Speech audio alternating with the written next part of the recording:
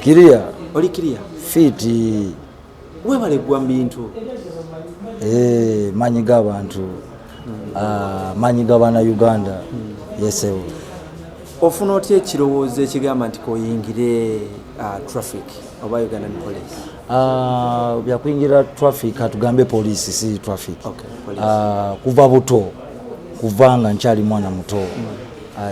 Kyali kiroto kyange.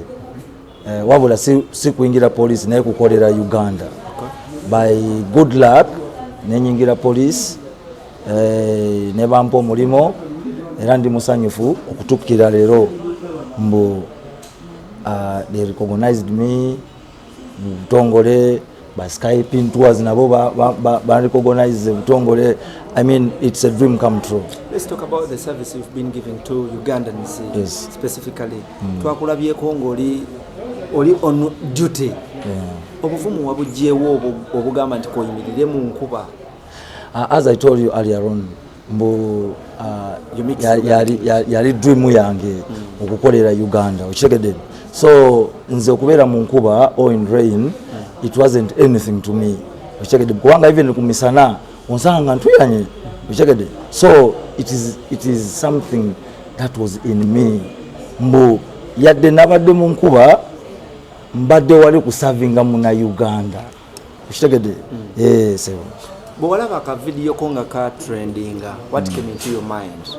Wow, this was actually that's not the first video. It is not the second one or the third one. The videos have been always there, the pictures, the what, all over media. Just say that it was God's time, that it is this video that has busted into this. Okay, but when I saw it, oh my God, it is something. Even if it were you really feel excited, you really feel like you're recognized, you really feel like God has answered your prayer. I was really excited, and I want to appreciate our thanks to Allah subhanahu wa ta'ala. Okuva watandika okusavinga abana Uganda naddala mu Ugandan police. Yes, sir. Wali ofunye ku makula bwe gati oba obadde ku line of duty? Now that one I can tell you this, that kunze okusavinga muna Uganda, it's not all about getting this. Odira na yes services zange, as long as nga nkolera muna Uganda nagamba webale, that is the best gift or appreciation I will ever want. And nzo kutuka olero kubino really chindagambo, my appreciation was already what services zange already bade bamaze ko appreciating. So it's really good to me. Do you have a family? Yeah, I have a family. How many kids? I have a woman. Chimunaye Omusirikale, of course, ngaze. Twevuruga mukao naye, of course, as a man, one of your family si byangu. Kitegede. I have my wife. She's a police officer like me. We have 3 children, and all of them are boys. What are the challenges you've faced when you're serving your duty? Of course, for example, the recent one, niwe murabye olide mu yagenze nakutegede nkuyimiriza nogana okuyimirira ate nenkutukirira nonkuba empi. It is really something bad. Okay, however nze tusime nsaba omusirikale wange muganda wange yamusonywe kite kubanga fena tuba na temper, tuba na busungu, tuva waka no busungu. You never know what could have made her. Of course bivumirira, it's not good, but you let go. Okay. Ngatumaliriza Skype nzevuddeyo nekweyanza services zo ekuwadde ka sente. Wasemba okufuna ku sente nga zirimu. Man, sibirabangako. I really appreciate Skype tours. Bambi mwebale nnyo. It is my first time. I repeat, it's my first time to receive a big band of money like this. And I don't know even how I will want to reach home. What will you security? Ochegera now, see yangu ya de sawa zinonkuwa mu boy. Ochegera. It is not something easy. Abeka amaziga kaunga baganabe. Ayi obadde ki bana Uganda banjagala nnyo nnyo tebafaayo. Ochegede. Thank you so much. Okay. Mwebale bambe, mwebale nnyo nnyo. Mukoze interview nungi abantu bange.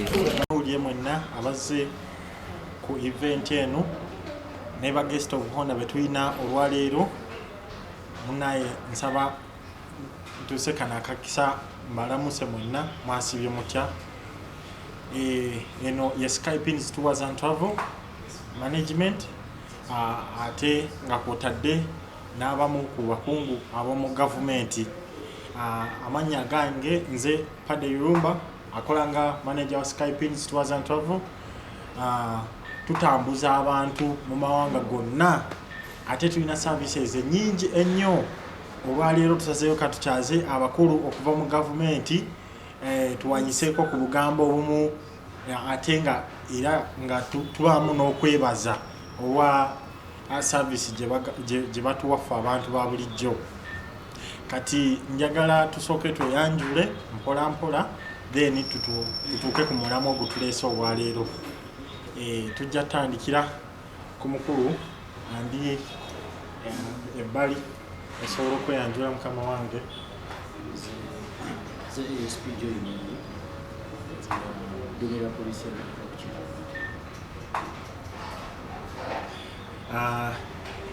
Akazindaalo ndowooza mumuwulidde yaduumira ebidduka ku kyalo naye tayanjudde bulungi kyalo kitugezeeko mukama wange kukijjayo bulungi kifo mwokolera n'amannya gatule bulungi basobole okugategeera.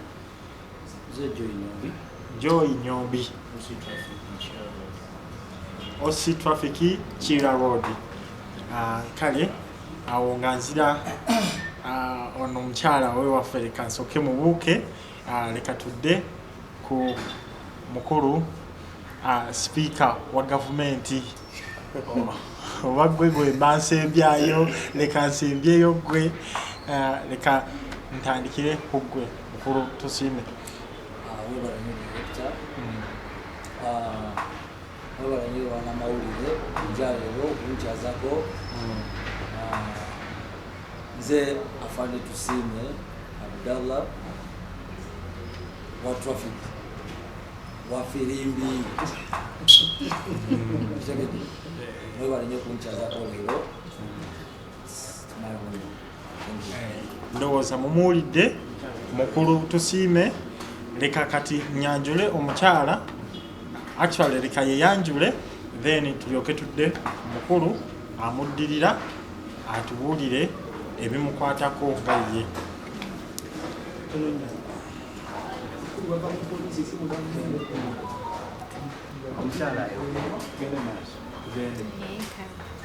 Bannamawulire abali around nsanyuse nnyo okubalaba kansubire muli bulungi.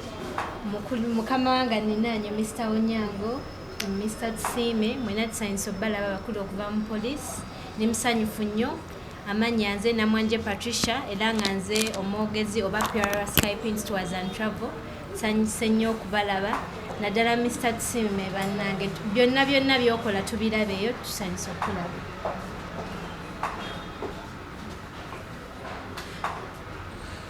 Kale katawo tudde ku mukulu Onyango ye speaker wa poliisi eya Uganda yonna leka atweyanjulire tulyoke atubuuzeeko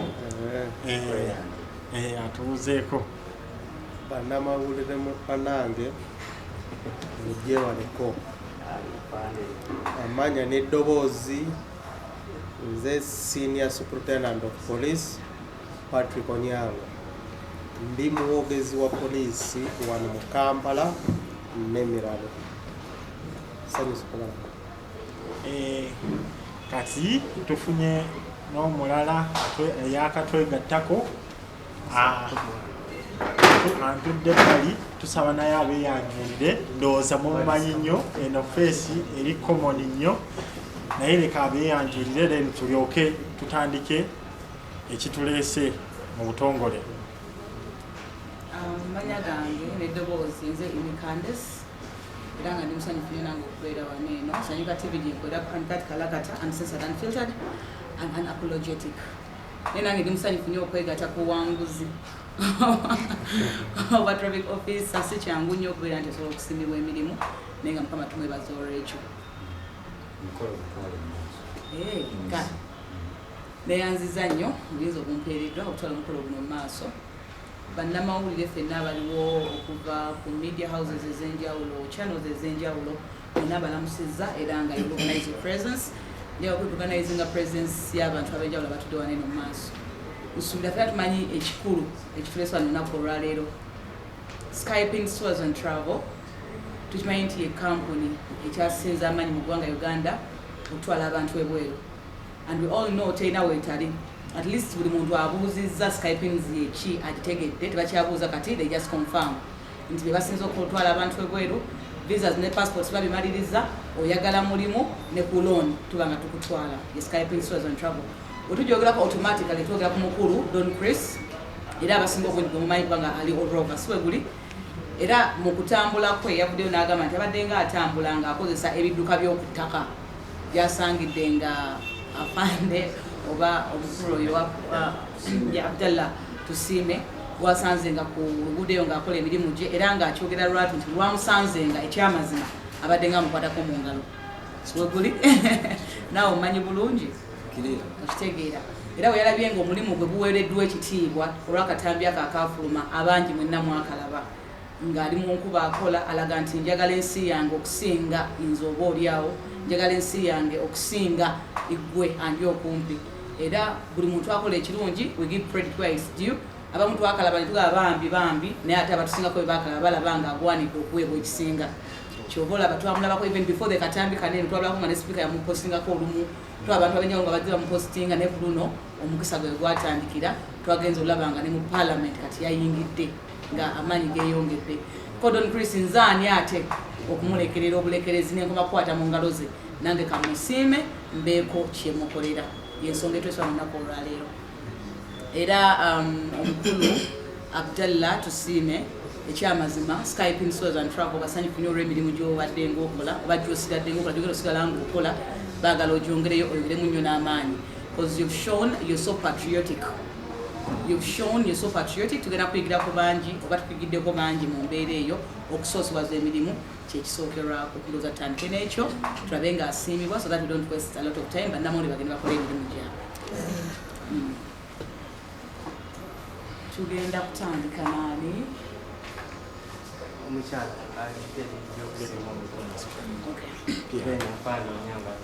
ku Skyping Tours and Travel katukiriza omukyala PR abeere nga naye ayogera enteekateeka bateeseteese batya okubeera nga baddiza omwami Abdallah Tusiime nga batuyise mu press conference eno olunaku olwaleero.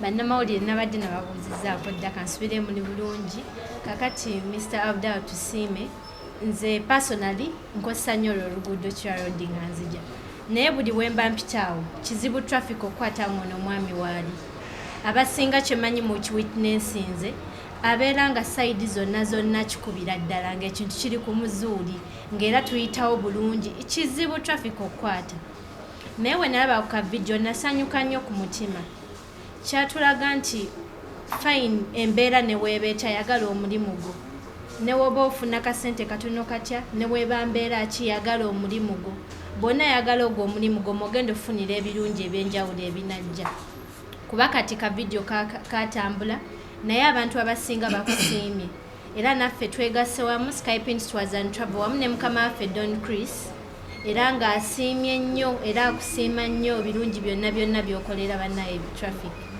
era tusazeewo tukusiime ffe nga ffe n'akatono ke tulina n'abalala kyemmanyi bajja kusiima ne mukama naye akuwa ekirungi ky'osinga okwagala.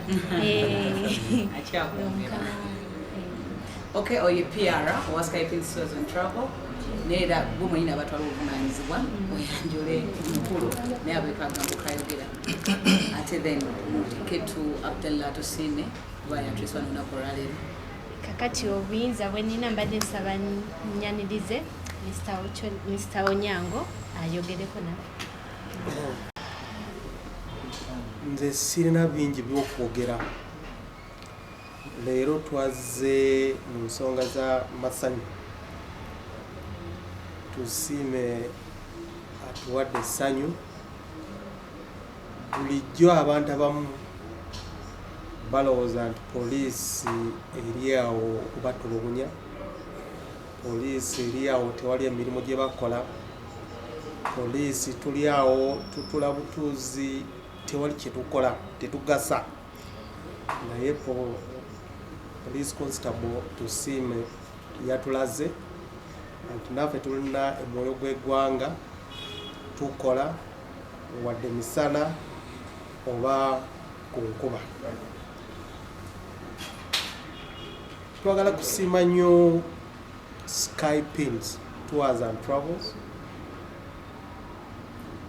okujjayo oba okuvaayo mu lwatu okusiima Tusiime. Abantu abamu bali eyo batya okuvaayo naye Skypins Tours and Travels avuddeyo ng'ayagala kukola ki kumusiima. Abasirikale bangi naye bakola omulimu nga tewali ekitongole kivaayo okubasiima naye tuli basanyufu nnyo nti kati Skypins Tours and Travels evuddeyo okutusiima ne kampuni endala ndowooza naye bajja kukola ki bajja kuvaayo batusiima. Sisobola okunyonyola bingi poliisi byekola ate ngaetwagala ki ng'olaba nti ono real kyakoze omulimu kya muwendo nnyo ng'aba fire brigade abasirikale baffe abakola mu fire brigade batera nnyo okutaasa abaana nga babasudde mu kazambi mu pit latrine.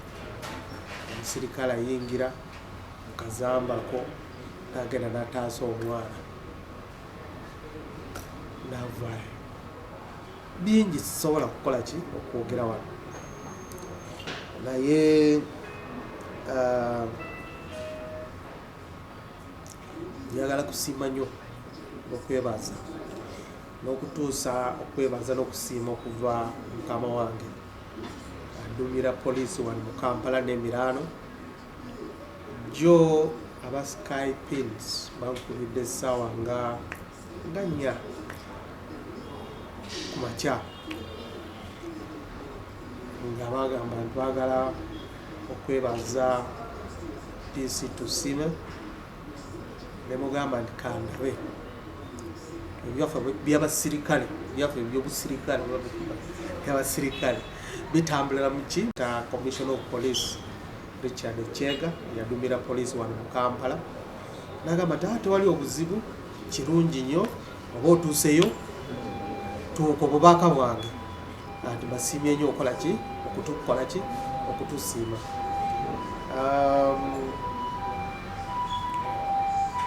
Kyenjagala okudda ku musirikale munange PC Tusiime Skypins and Tours bavuddeyo okusiima gwe saagala okome wano yongera okole omulimu gwo n'okusingawo kyobadde okola. Laba nti olinya ki ddaala togamba nti kati mazze kyenkoze kankome wano nedda. Eno eteekwa kuwa amaanyi eteekwa kuwongerako ku maanyi nti abantu bakola ki basiima byokola. Genda okule n'abalala bajja kuvaayo bakole ki bagamba nti Tusiime wuuyo akoze ki akoze ate Tusiima byakoze ki byakoze. Sirina bingi ebyokwogera kubanga leero si lunaku lwange yankubidde sibagamba nti ojja muwerekera nze okumuwerekera abeeko kyayogera oba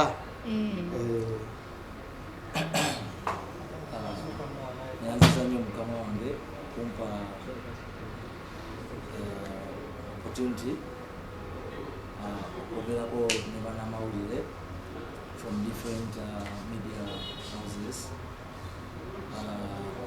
Mwebale nnyo Skypin Tours, mwebale nnyo ba Skypin Tours. All along badde mpulizanga Skypin Tours balaba mukuba oluusi bajja olabira ddala abasajja bali ku bwangu, like they really want bwangu mu kisaawe, era nze ndoza bakatonda obaki every time mbalaba nga bajja I had a very fast nembajayo. One time waliwo omu yansanga mu corner house nga really traffic yali mungi nnyo nansaba fandi nimugenda mu kisaawe nyamba era nentegererawo immediate nengamba ti kasitanga nkula lumu I will work for this country. Era I cannot explain how happy I am. Ndi musanyufu nnyo at least to be recognized to this magnitude. Mwebale nnyo. Of course, it's not forgetting God Almighty, Allah. Yandeta ntusa ku kataimu kano. Mwebale nnyo, mwebale ddala. Thanks so much Ugandans. Thanks so much Skyping Tours, Uganda Police Force, and above all, Almighty Allah subhanahu wa ta'ala. Mwebale nnyo. N'olwekyo ketulidde ebigambo ebyenjawulo okuva mu bantu ab'enjawulo tukoleeta ekituleeteddwa olunaku olwaleero tulabe nga Skyping ekwata ettu lyayo okuliwa Abdallah Tusiime kiri mu tukimanyibwa nnyini kyo tumanyi batunakimanya obaoliawo ate yandeeta siima ebulaagiwa naye ekyamazimukusimbiddwa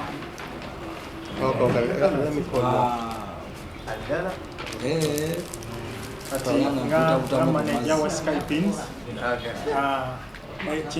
kyenyinza okukomekerera nakyo ngamba abantu mwenna abali mu buyinza ndowooza mulaba ekintu ekya Mr. Tusiime kyeyakola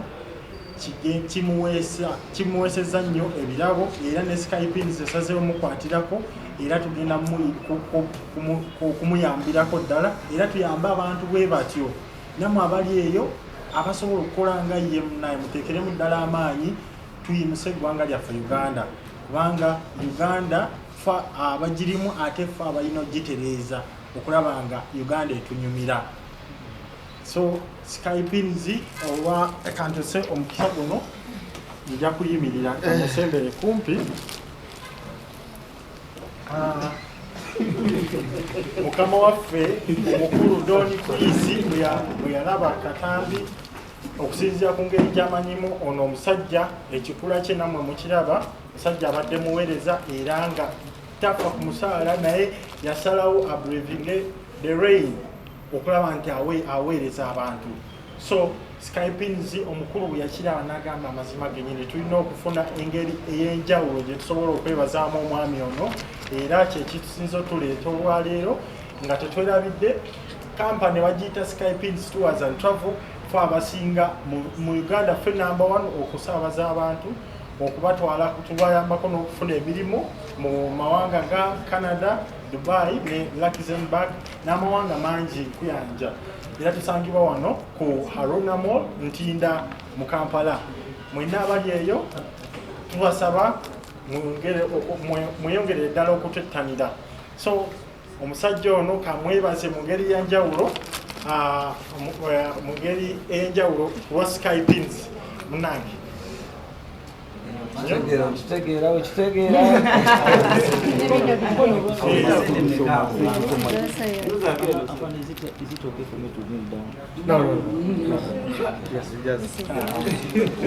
era tumuweredde ddala n'akatabo kanotibuuku ka Skyping Tours and Travel era ajja kubeera nga nootingira ddala documents biki byonna byakola n'emisango biki n'okuyambako abantu ne boto tajja girekanga mabega boto erikologo ya Skyping ajja kubeera nga anywako ku mazzi nga tava ku mulimu oba kacaayi konna kajja kumusanga kuliko neddooni yono omusajja ow'ekisa era omusajja ategeera abantu era addiza abantu era ne kakati we tuli era tuli mu kubaddiza tweyanza nnyo tweyanzegge.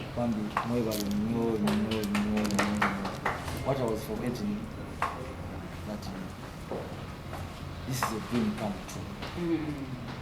And I've come to believe that hard work pays, but pains. Because It is not a 2-day thing. It is not a week time thing. It is patience. I really appreciate Ugandans. I can't believe that today I can also carry this. Ever since, I've never had my money. That is this. But today, I can also have mine.